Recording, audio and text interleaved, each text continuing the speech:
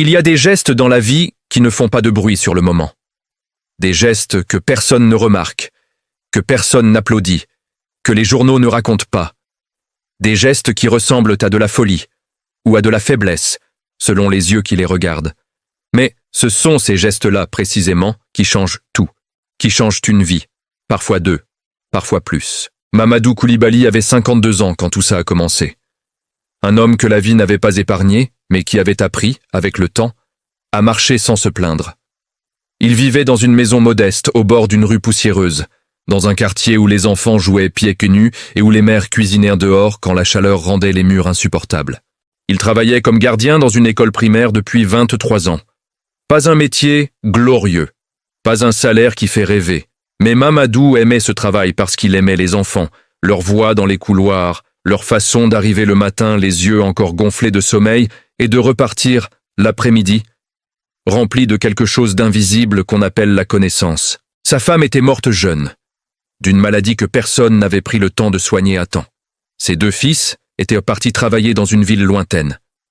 Il vivait seul donc, avec son chien, son transistor, et l'habitude de boire son thé le soir sur le pas de la porte en regardant les étoiles, comme s'il attendait quelque chose, sans savoir quoi. C'est lors d'un soir comme celui-là qu'il l'avait vue pour la première fois.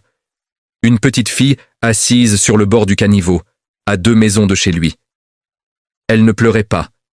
Elle ne demandait rien. Elle regardait ses chaussures, des tennis trop grandes pour elle, attachées avec un lacet et une ficelle, comme si elle cherchait une réponse dans le cuir usé. Elle avait peut-être 11 ans, peut-être 12. Une natte défaite sur le côté, un cahier serré contre sa poitrine comme si c'était la chose la plus précieuse au monde. Mamadou s'était levé. Il avait traversé la rue. Il avait dit, simplement, « Tu as mangé ?» Elle avait levé les yeux. Elle s'appelait Aminata. Sa mère était couturière et travaillait jusqu'à minuit pour nourrir 4 enfants. Son père avait une 2e famille quelque part. Personne ne savait exactement où. Aminata était l'aînée. Elle aimait l'école plus que tout au monde, mais les frais de scolarité pour le collège avaient été annoncés la semaine précédente, et sa mère avait pleuré en cachette dans la cuisine, et Aminata avait compris, sans qu'on lui explique, que le rêve allait peut-être s'arrêter là. Ce soir-là, Mamadou lui avait donné un bol de riz et 2 petits gâteaux. Il lui avait demandé de montrer son cahier. Elle avait hésité, puis elle avait tendu le cahier. Les pages étaient couvertes d'une écriture serrée, appliquée, presque parfaite pour son âge. Des exercices de mathématiques résolus dans les marges. Des mots soulignés en rouge. Des petits schémas dessinés pour expliquer des choses que la maîtresse n'avait probablement pas eu le temps d'approfondir. Mamadou avait refermé le cahier doucement. Il avait bu une gorgée de son thé refroidi. Et puis il avait dit une phrase que ni lui ni elle n'oublieraient jamais. Une tête comme la tienne n'a pas le droit de rester sans école. Le lendemain matin, il était allé voir la mère d'Aminata. La conversation n'avait pas été simple. La mère était une femme fière. Une femme qui n'aimait pas devoir, qui n'aimait pas l'idée qu'un homme qu'elle connaissait à peine prenne en charge ce qu'elle n'arrivait pas à assumer. Mamadou avait choisi ses mots avec soin. Il n'avait pas parlé de charité. Il avait parlé d'investissement.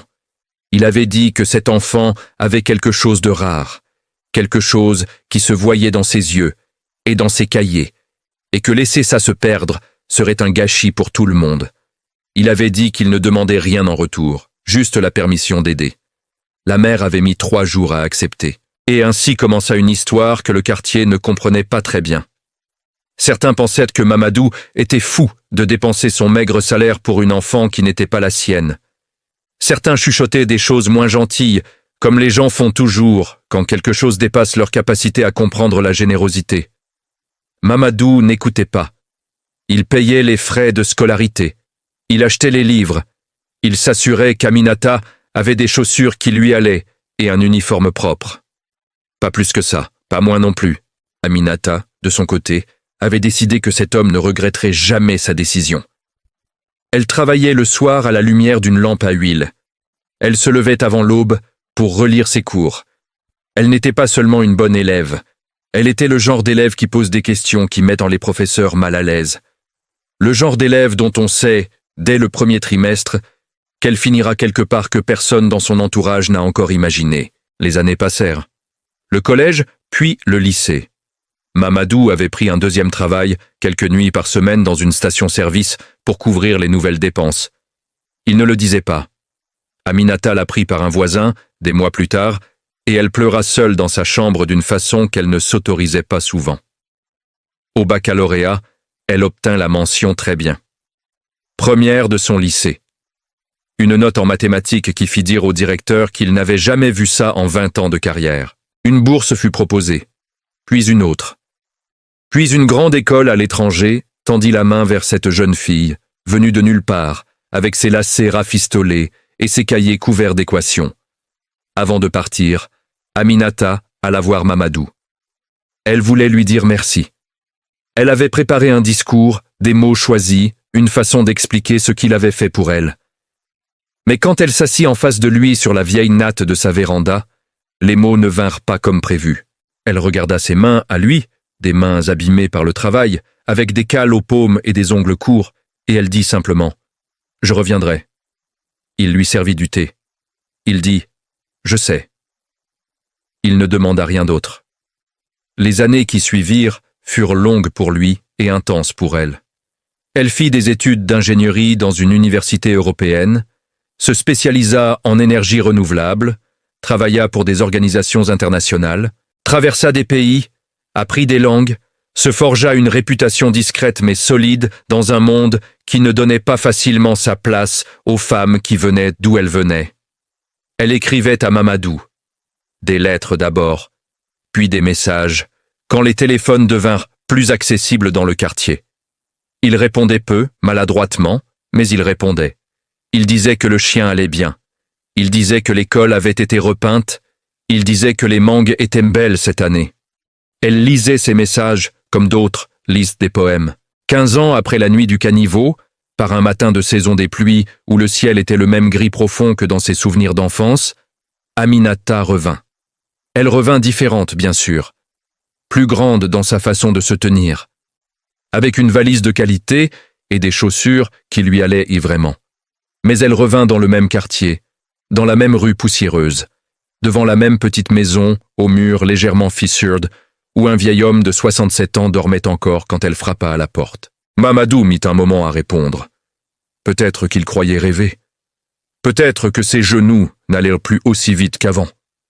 Quand il ouvrit la porte et qu'il la vit là, avec son sourire qui n'avait pas changé malgré tout ce que le monde avait mis dedans, il ne dit rien pendant quelques secondes.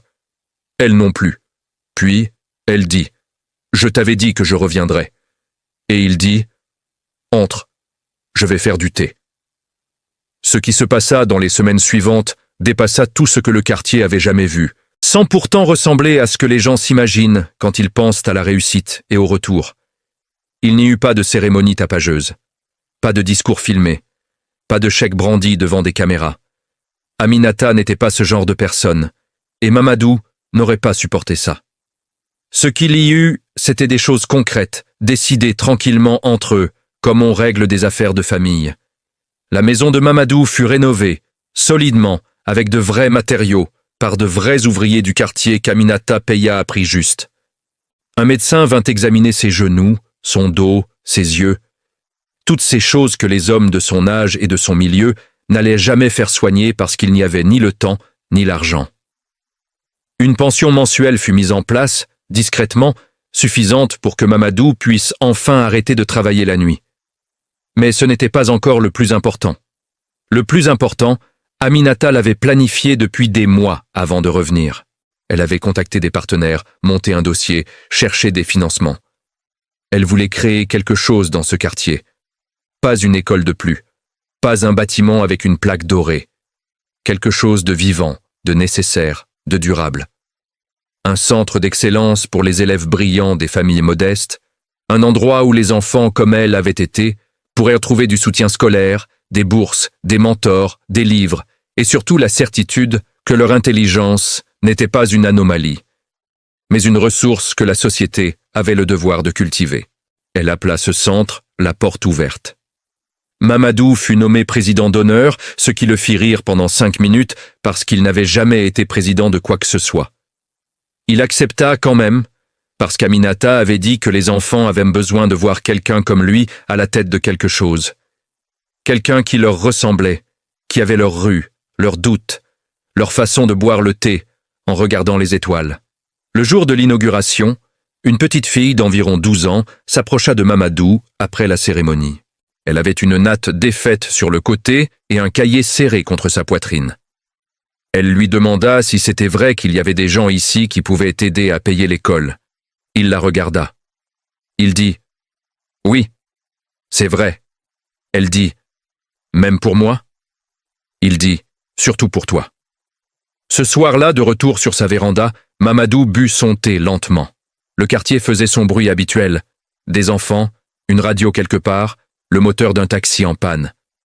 Aminata était assise à côté de lui, sans parler, comme il savait faire depuis toujours. Il pensa à sa femme, il pensa à ses fils. Il pensa aux 23 ans passés à ouvrir et fermer les grilles d'une école où il n'avait jamais été élève. Il pensa à ce soir de naguère où une petite fille regardait ses chaussures au bord d'un caniveau. Il ne regretta rien. Pas un centime, pas une nuit sans sommeil, pas un repas sauté. Rien. Parce que voilà ce que la vie lui avait appris, à lui qui n'avait ni diplôme, ni fortune, ni titre. La générosité n'est pas une perte. C'est un placement dans quelque chose qu'on ne peut pas calculer mais qu'on finit par comprendre. Un soir, quand une porte s'ouvre et que quelqu'un qu'on a cru en dit simplement « Je t'avais dit que je reviendrais ». Il y a des gestes dans la vie qui ne font pas de bruit sur le moment, mais ils résonnent longtemps, très longtemps, parfois toute une vie.